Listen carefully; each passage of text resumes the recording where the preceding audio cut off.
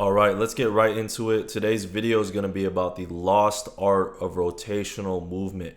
Now, I feel like rotational exercises as a whole have almost been forgotten in today's modern day and age of fitness, right? More centralized on bodybuilding type training, more on the machine-based training. Rotational movement is such an integral part in not only human movement, but becoming an athletic mobile weapon and also having longevity in fitness. So today I'm just going to break down how to get started with rotation, all the best exercises, basically a full guide to slowly incorporate this forgotten pattern back into your routine. So first, let's start with what is rotation really and why is this so important? For me, I almost view rotation as the most human pattern of them all, right? If you think about it, humans are one of the few organisms on this earth that are number one bipedal, right? We walk on two legs, but we are one of the only species on this planet, if not the only one, that can really separate the upper and the lower half and really create this rotational movement smoothly. And if you think about it, human beings, compared to all species on this earth, we have the most depth in movement, right? There's no other organism or species out there that has the movement variety as a human does. We can move in so many different ways. Our movement capabilities are much more advanced. I wouldn't say, we're the strongest, we're the fastest, we have the most endurance out of a lot of these animals. But the thing about humans that sets them apart is that humans have the highest movement variability out of all creatures. And the biggest reason for that is our ability to rotate. Rotation creates infinite movement capabilities. Rotation is pretty synonymous with just, having smooth movement in general. So rotation has been one of the most important patterns of human beings for millennia. It's right up there with squatting, with bending down at the hips, picking something up, pushing, pressing. Rotation is actually one of those foundational patterns. If you look at a lot of the physical practices across many different cultures, across many different periods of time, you'll see that rotation was very prevalent in a lot of the artworks, a lot of the cultural practices that people have done throughout the years. It's simply the way our body is wired to operate, the physiology of our bodies, the way that our bodies are created, the way that our muscles are, layered, the way that our bodies are. We were designed to move with rotation, right? We have external, internal obliques that travel in a spiral line. Literally, the makeup of our bodies, rotation is literally the way that we were wired to operate. And the way to express maximum force given the body that we are in, given the layout of the muscular system, and also be efficient with producing maximum force is rotation. So that's what you got to understand. Now, rotation is involved in so many movement patterns today. Think about walking. Like every time you take a step, you're rotating at the same time. Same thing with sprinting, running, throwing something, right? Punching, kicking, change of direction, right? Swimming, reaching for things. Segmenting the upper and the lower half, which basically means being able to keep our hips in one place and rotate our shoulders and rotate our whole spine. This is the thing that's responsible for smooth and efficient movement.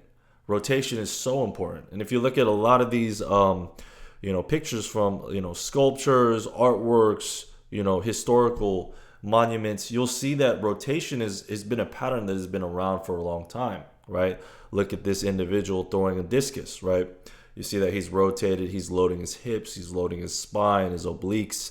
If you see this artwork right here, he's doing the same exact thing.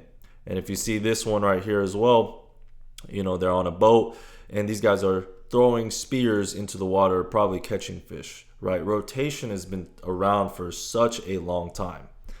Now, this is why rotation is so important. Rotation has two main purposes in my eyes. So rotation is one of the ways that you fully express athleticism and power. You need to be able to rotate to express your power and athleticism to its fullest potential. And it's really the foundation under every explosive movement the body makes.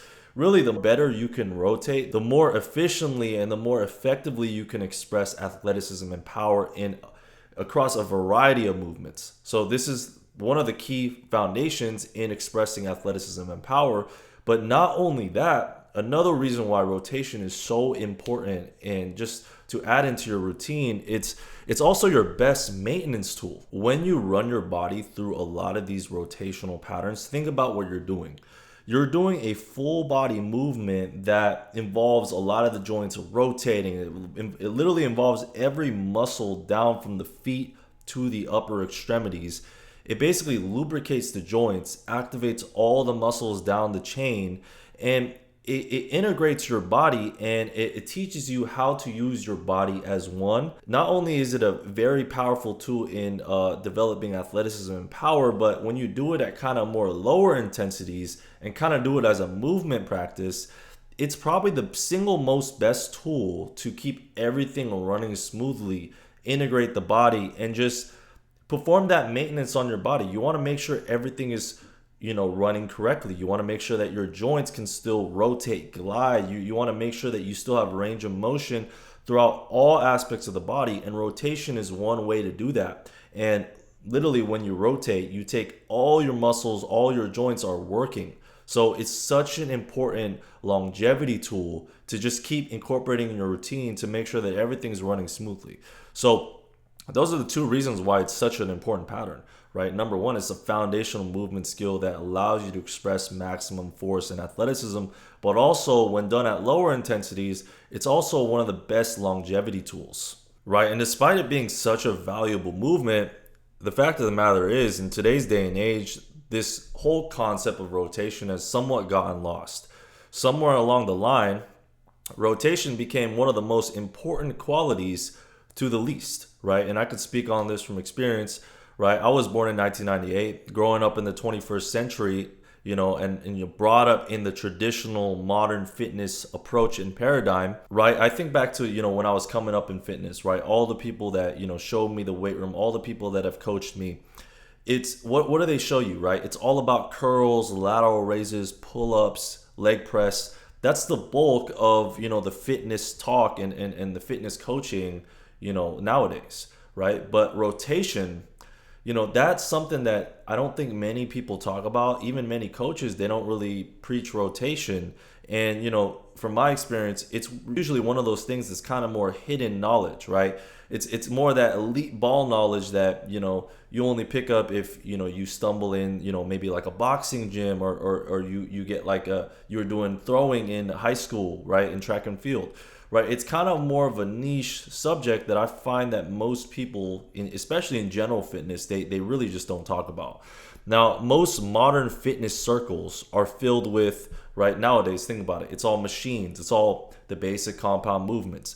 People preaching squat, deadlift, push, press, pull, right, flexion in the abdominals, but not many people talk about rotation. And I find that, now as a fitness coach for 7 years, just seeing how people move, just seeing many different types of approaches, many different programs, I find that rotation is left untrained in so many different programs. And that's no coincidence that most people nowadays don't even know how to do anything except in a singular plane, right? I look at a lot of individuals and see how they move. They can only move in one plane. And, this is a story, right? I remember that I used to work at this gym, and there was a kickboxing gym down the street, right? And the owner of the gym that I was working at, the weightlifting gym, he bought that kickboxing gym. And so I think he had a special deal where, like, okay, you can lift weights here, and then you can like box here for like a very cheap price, or it was included in the membership or whatnot. And I still vividly remember this, right? I remember there was a lot of strong individuals in that weightlifting gym. In the layout of the gym is like, you could see the boxing gym right across the street. You can see them like box and stuff. And I remember a lot of these strong, scary guys, right? That are lifting so much in the gym. And I would look across the street, and for a lot of them, it's their first times throwing punches, I would assume. And I was just flabbergasted at how little these guys knew how to rotate, how uncoordinated they look, and how it just looked so bad. And I was like, how can you be so strong, but like yet you cannot rotate your spine? For the general majority of people, that's when I realized that rotation is something that's really not covered that much, and most people don't really know how to do it. most men, even those that work out and are in shape, they have literally no grace with movement. They look stiff. And the moment they try to do anything athletic, they're limited by their chronic tightness. They have all these aches and pains. And this is really the product of never really incorporating rotational movement, never integrating the body as one.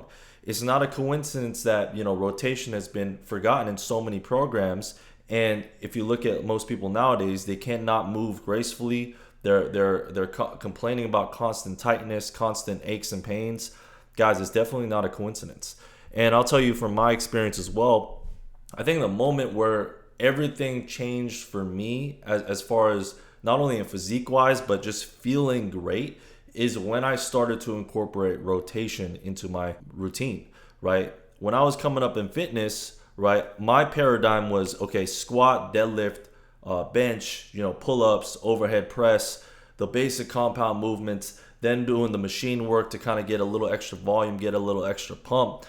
That approach is great, right? But at the same time, it's very one-dimensional. And I think the tipping point where I felt like my mobility really improved, where I felt really good in my body, I felt like I was having less aches and pains, less tightness, was when I started incorporating rotation and actually integrating my body and using this capability that we've been designed and been doing for thousands of years. And when I added that back into my routine, that's when I felt the best.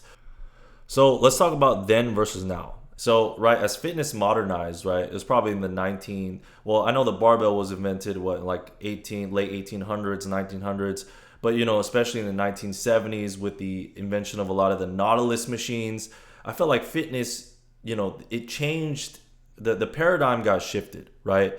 Isolation and complex machines became the center of fitness. When you think about fitness, nowadays you think about all these new machines, you think about a lot of these isolation movements, more of that bodybuilding approach. And a lot of the tried and true methods that people have been doing for millennia before that involved a lot of rotation got left behind, right? Nowadays, fitness is so hypertrophy focused. And if you guys know something about me and you guys been watching my previous videos, you guys know that I love training on machines. I love doing barbell lifts. I love, doing the squats, the deadlifts, the basic, compound movements. I think there's a lot of value in that. But prioritizing this over rotation has led us to become more muscular, right? The advent of these machines, the advent of the barbell, dumbbell, no doubt there's many positives, right? It allows you to easily build more muscle. It allows you to easily target certain regions of the body. There's no doubt great benefits in that. But the fact that has kind of taken over and rotation has been forgotten, that has led a lot of people today to be only strong in singular planes of motions. And I want you guys to see this, these two pictures right here. This is kind of what fitness looked like before, right? In ancient Greece, right? A lot of these movements involved rotation. A lot of these movements involve, these awkward angles where you're not perfectly in a straight line, right? You might have slight rotation while you lift things, right? Compare and contrast that to now with, a lot of people, their sole program is just pushing in a straight way. It's literally just pressing, pulling, doing things in just a straight plane, one plane of motion. Now, there's no argument that the barbell, the dumbbell, and hypertrophy machines, these things are great for fitness. And these things are the best tools for building targeted mass and raw strength in the foundational patterns such as the hinge, the squat, the press. But with that gain and with our focus solely being on these things, I think we've lost a lot of the qualities that our ancestors had. Right. And one of the biggest differences about nowadays compared to previously was now it's a lot easier to build muscle, but there's been a trade-off. We have less mobility, more aches, and less connection, right? With the advent of the barbell and these machines, it's very easy to start adding mass to a lot of these superficial muscles. Right, with the technology that we have today, right, we can pack on muscles in specific areas of the body and kind of develop more of the gross surface level musculature. But at the same time, we have definitely lost a lot of the integration that our ancestors had. We have lost the mobility. We have more aches and pains than ever, right? We live in a generation where fitness has become the most modern and we have all these tools, but humans are still, having all this tightness, all these aches. We definitely have less connection throughout our whole body than our ancestors did. Now, modern fitness has made men developed in the extremities. That's what this whole modern fitness culture is obsessed over, right? Modern fitness and the advents of the machines, the barbells, has given us all the tools to develop a lot of the extremities, right? We have all the tools to develop big biceps, big quads, the hams, the shoulders, and the pecs. But the lack of rotational training has left the core, the lower backs, the hips, the integration of our body is still underdeveloped. Now, to illustrate my point even clearer, I want you to compare these two images, right? So on the left here, this represents the ideal physique from Greek lore. This is a literal statue of Hercules. And on the right, this represents the pinnacle of modern fitness that a lot of men strive for today. This is a men's physique competitor. Now, comparing these two physiques, what do you think differs? And also, the difference in physique tells you a lot about the differences in training modality from back in the day to now, right? If you take a look at the left, you take a look at this statue of Hercules, very developed midsection, right? It's almost like he's midline focused, right? The emphasis on this physique is more about the core and the hips and the glutes. Whereas if you look at the ideal physique today, it's literally the opposite. Very slim waist, very narrow hips, but more emphasis on the extremities, the arms, the lower limbs. So this goes back into my point I made earlier. With the absence of rotation in so many different programs and the introduction of a lot of these new modern methodologies, these modern machines in fitness, it has definitely made it easier for you to gain targeted mass in certain areas of the body like the extremities. But this lack of rotational movement as a whole have made our core, our glutes, our hips underdeveloped. And also just the integration of our body is off. And we have all these postural problems. We have all this aches and pains, this limited mobility. So why did rotation get forgotten outside of certain athletic circles like, boxing or throwing sports and things like that? I think it's a few reasons why rotation kind of got forgotten in this modern day and age. Number one, it's very difficult to teach. It's not like a squat or a hinge or a press or a pull where you just have to focus on one plane, right? Rotation has multiple steps, it has multiple phases, so it's difficult to teach and conceptualize. Another thing is it can't really be measured as easily as traditional lifts. Rotation is very variable. Everybody has a kind of a different way of doing it. And fitness, as it became more standardized, right, in the 1900s, right, came kind of a standardized, commoditized thing. Simple lifts became the focus because it's easier to measure, it's easier to compare. But the effects of absence of rotation are felt in today's day and age, definitely. And it can be seen because the modern human cannot move athletically and is just disconnected from their own body. So how do you actually unlock rotation? Now we're going to get into more of the practical side of this video, things that you can actually implement. First thing that you got to understand is rotation is not like any other pattern that you probably do in the gym. Rotation is a whip, okay? So before getting into rotational exercises, you have to understand what it is. To rotate, you must first be able to dissociate the body. That means move the hips first and let the shoulders follow, or vice versa. And that disconnection and that ability to disconnect the upper and the lower halves, ability to segment the body, is one that most men lack today. And I have a visual here just simply describing what rotation is. What rotation is basically when your hips stay in one place but your shoulders are all the way back here. When there's a disconnect between the upper and the lower halves, that creates a lot of tension in the obliques and just kind of this spiral line of your body. And that is what is responsible for powerful, smooth, efficient rotation. So what I've found as a coach for 7 years that, I've been trying to implement more rotation into a lot of my clients' routines. When my clients do anything that involves rotation, they just kind of do the movement in a very sloppy way because their hips and shoulders move together, not separately. And what I found is that most men in today's generation just simply lack the mobility and activation in certain areas of the body to rotate at all.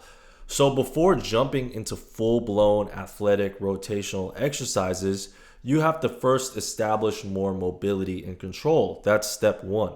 So before you get into a lot of these athletic movements, you got to do it step by step. And for a lot of you guys, the first thing to do is just develop that mobility to segment the body and to segment the upper and lower halves.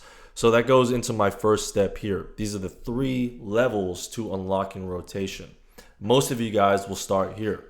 So level 1 is all about dissociation.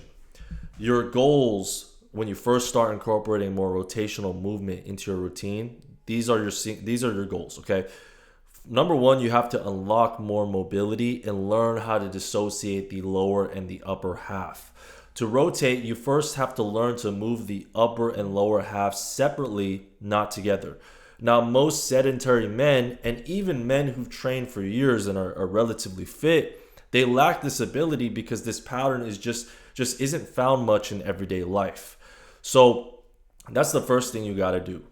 Before you get into a lot of these full-blown, athletic exercises, a lot of you guys need to first start with learning how to dissociate the body and unlocking that mobility to separate the upper and lower halves. So there's 2 parts to this first step. To unlock the mobility, you have to first loosen up the area with low intensity, cyclical, rhythmic movement. After you kind of loosen that area up, right? They say motion is lotion, right? You have to get a little bit of motion in there first. Doing light stuff, just kind of loosen it up. After you have done that, then you practice more intense dissociating exercises to now mold the malleable body and teach it how to dissociate the upper and the lower halves. So let's start with the first step, okay? Before you do all these exercises that help you get more dissociation and unlock more mobility in the spine, the hips, right, the obliques, you first have to just loosen up that area with body weight movement flows and light stretches held for long durations. Before you do any exercises, what they say, motion is lotion, right? You just have to get a little bit of lotion on. You just have to lubricate the body a little bit. You have to make the body malleable. So this is step number 1. You're going to do this with a lot of these body weight movement flows that I'm going to show here, right? These are all, you're not trying to go intense with these. You're not trying to get a crazy stretch. You're not trying to, get a big stretch with these movements.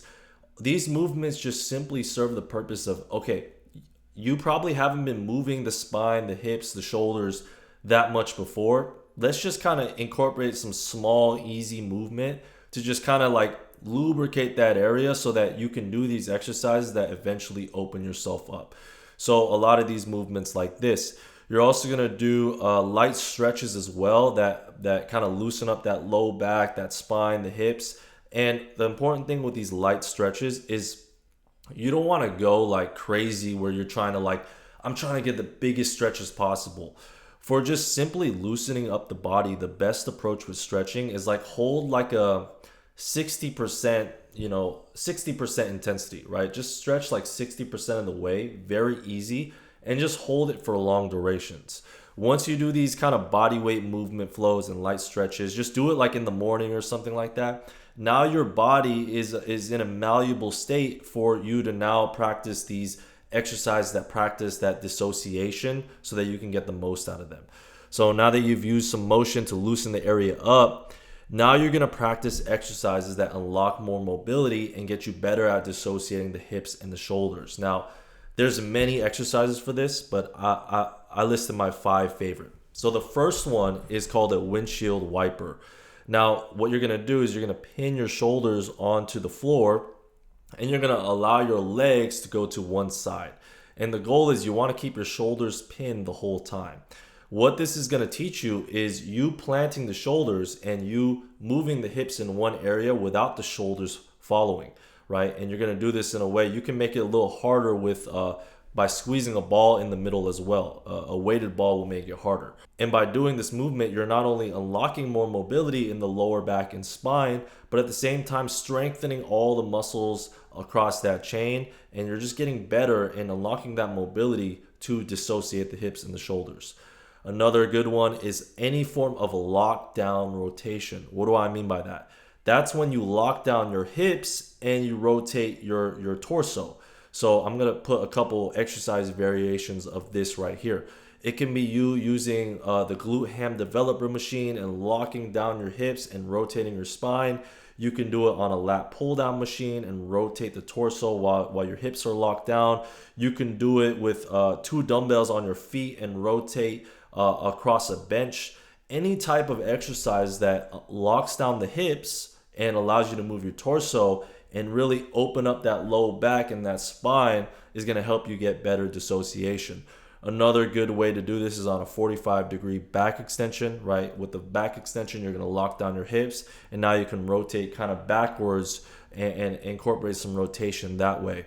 Another good mobility exercise is the kneeling T-spine opener, right? You pin your hips against the wall and you allow your torso to fully rotate, really getting that dissociation between the lower and the upper halves. And the last one is a plank T-spine rotation. Now this one's more about the upper torso, right? You're gonna lock down with the hips, feet on the ground. One hand is gonna be holding the ground, and you're just gonna rotate that T-spine up and down. And what that's going to teach you is you locking down the hips and still being able to rotate that thoracic spine all the way through. So that's the first step. It's all about just learning to dissociate the body. Now, the first aspect of this step is just you loosening up that area through just easy movement, right? Motion is lotion.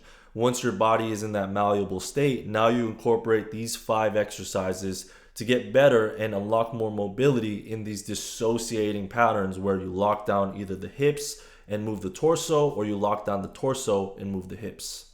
Now, once you have the ability to dissociate the body, now you're in a position where you can actually do rotational patterns to their fullest extent. So level 2 now is called integration, right? Now you've unlocked the mobility to actually rotate. This step is all about integrating the rest of the body with it. Now, rotation doesn't just happen by dissociating the hips and the shoulders, and it doesn't just happen at the spine. It happens throughout the whole body. So I think level 2 in rotation is learning how to engage and activate everything in the chain. Just getting that mind-muscle connection with all the things that are going on, with all the parts. You want the big picture of what's happening in the body as you rotate, right? So a lot of people don't know, but when you rotate, it's not just about rotating the hips or the shoulders. It starts at the foot. You have to learn how to externally rotate the foot into the ground.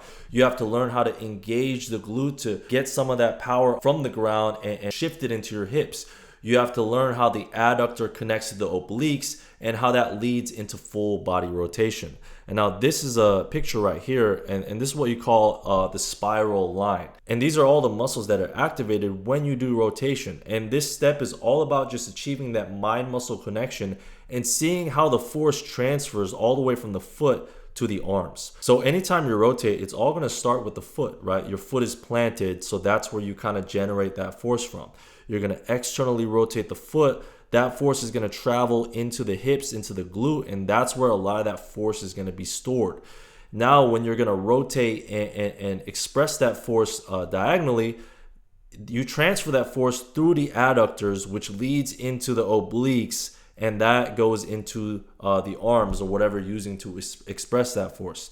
So you just have to understand how the force actually transfers from the ground up. So these are my favorite variations to teach that. Okay, so number 1 is wood chop. I think the wood chop, and there's many variations for this. Simply just doing this pattern and being conscious about what your feet are doing, what your hips are doing, right? You're gonna see when I do this wood chop here, you're gonna see that, okay, I'm digging into the ground with my foot. I'm engaging that glute on that side to really load up on that weight. And then as I rotate, that force is going to transfer through the adductors, and then it's going to go through the obliques, and then I'm going to rotate fully. You just identifying with that pattern and just being conscious of everything that's working. That's what this level is all about. So there's many different variations of wood chop, right? You can do it with different handles. You can do it at different angles. You can do a high to low wood chop, low to high wood chop.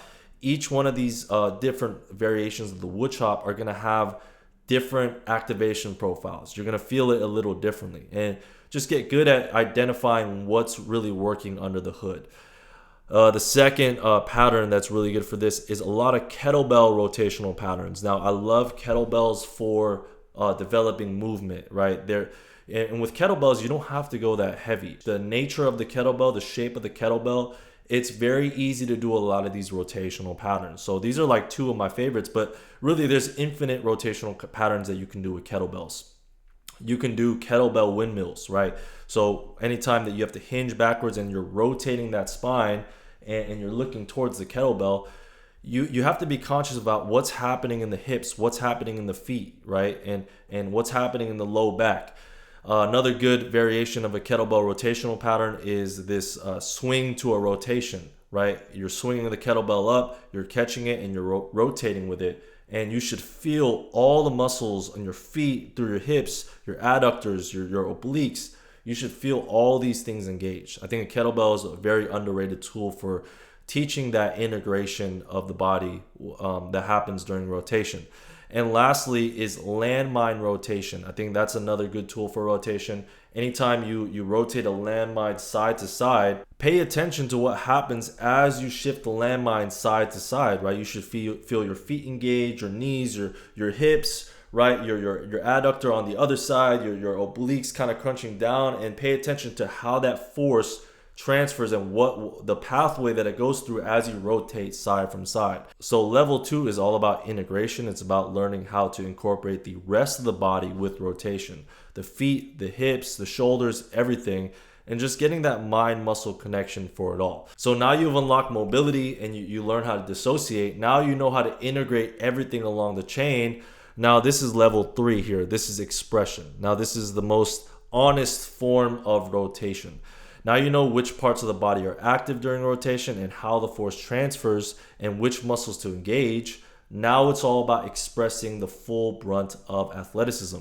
It's about expressing power. It's about being able to fully send it in rotational movements, not just controlling, but being ballistic with movement. And what is ballistic? Ballistic basically means anytime you have to send something, anytime you have to propel something. So above, it was about keeping tension the whole time. Now, once you kind of get that down, it's about being powerful with rotation into a full release, literally using rotation as a whip. Think about a lot of these athletic rotational movements, throws, punches, swings, where you're fully sending it and trying to do something as fast and hard as you can, right? So after you get all the prerequisites down, now is the time where you can incorporate a lot of these athletic rotational movements into your routine. So some of my favorite movements for this, first one is the explosive wood chop. Now this differs from the wood chop that you did in level 2. This variation of the wood chop, I'm not really so much concerned about controlling it. I still want to be cognizant of the muscles that I'm using, but I'm really just trying to move it as fast and explosively as possible. You're also going to see that I pivot my feet, I fully rotate my hips through and make it explosive in that way. Same thing with the landmine rotation. You can do it in a way where your feet are planted the whole time, but after you kind of get those movement mechanics down, now you can fully send to each side by fully rotating the feet, fully turning the hips, and really trying to move it as fast and violently as possible. Another good exercise for this is the side to side kettlebell swing, right? Where instead of doing a swing in this direction, you swing it outwards laterally, right? And you're swinging the feet, you're fully rotating the hips, closing the door with the hips, as I like to call it, right? Fully rotating, trying to rotate to each side as fast and powerfully as possible. Another good variation is med ball throws, right? A med ball throw with full follow through in the hips, fully committing the feet, the hips, and fully just sending it as hard as you can. And honestly, the best expression of full rotational power is athletic movement from any sport. Guys, you don't have to go very far with trying to find, a lot of these explosive rotational patterns if you play a sport, right? Doesn't matter what it is. Striking, kickboxing, a lot of grappling, right? Where you change direction, where you rotate, a lot of these judo throws, right? Field sports, throwing something as hard as you can. Honestly, I think the best way to fully express rotational power is just put yourself in many different sports and just kind of recreationally play these things. You're going to get a lot of this rotational power out of just playing sports. Okay, so that's pretty much the whole video. I hope you guys enjoyed it. If you stayed to the end of this video, I hope you got a lot out of it. It took a lot of time to make. I appreciate you. If you feel like this is missing in your routine and you want one-on-one help incorporating rotation back so that you can become more mobile, more explosive, and train for longer, Book a call in the description. I would love to chat. Otherwise, I'm going to see you guys in the next video.